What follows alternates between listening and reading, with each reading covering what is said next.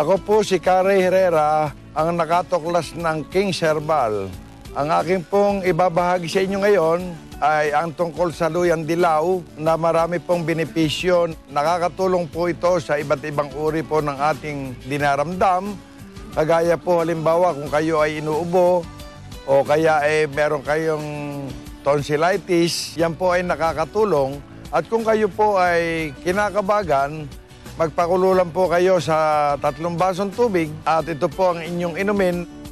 Kung kayo ay makalumang panahon, kung tawagin parang salabat, na sasabihin natin na ito ang gagawin niyong pinaka-tea ting umaga, ito po ay nakakatulong din sa may arthritis sapagkat ito ay nagpapabilis ng pagdaloy ng dugo. At ito po, kung kayo ay merong rashes, ito po ay nakakatulong. Pupunasan lang po nyo nito pagkatapos hugasan lang nyo ng maligamgam na tubig. Yan po ay makakatulong at kung kayo may kati-kati sa balat, ang luyang dilaw din po ay nakakatulong sapagkat ito po ay pwede nyong ipambanyos.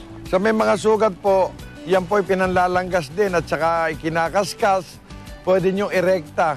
Didikdikin lang po yon at itapal. Sa sugat, siyempre medyo mahapdi po siya.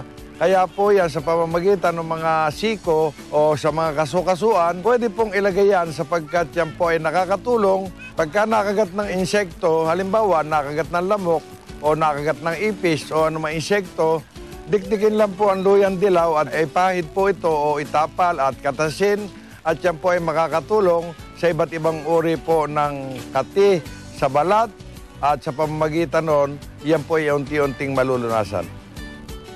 Sa may pigsa po, ang ginagawa po ng iba dyan, kinakatas po ang luyang dilaw at yun po ang tinatapal sa paligid. Nang sa gayon, madali po siyang mahinog. Yan po ay babalot lang po sa gasa. Dinikdik po na luyang dilaw, nakakatulong po sapagkat sumisipsip po siya. Ang kailangan po, yung luyang dilaw na sariwa, sapagkat katas po ang kinukuha dito, kung yun naman masyado ng lanta, wala na rin katas na makukuha. Ang luyang dilaw po, meron po tayong pataniman sarili.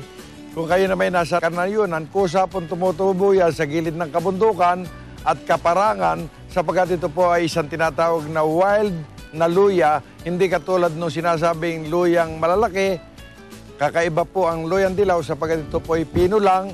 Ang katumbas lang po nito ay parang ugat ng talahib, parang pakayungkong at yan po ay tumutubo sa gilid ng kabundukan. Sa may kabag po, ang ginagawa niya, didikdikin, kakatasin, lalagyan ng konting langis, yun po tinatapal sa may sikmura.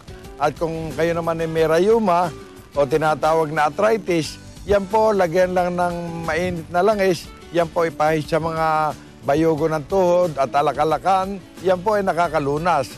Kung ayaw naman yun na pamalagyan pabalik-balik ang ganong karamdaman, uminom na kayo ng Ray Herbal Food Supplement sapagkat yan po ay internal niyong madadama at pangmatagalang lunas. Minabuti ko po sapagkat kung pupunta pa kayo sa main office, napakalayo. Kaya naglagay po kami yung pong cell number na nakalathala sa ilalim ng screen na ito. Pwede po kayong makipag-ugnayan at ito po ay sinasabi ko at pinatotohanan. Ito po ay authorized distributor ng Abanyong Lingkod mula pa noon at magpakailan pa man.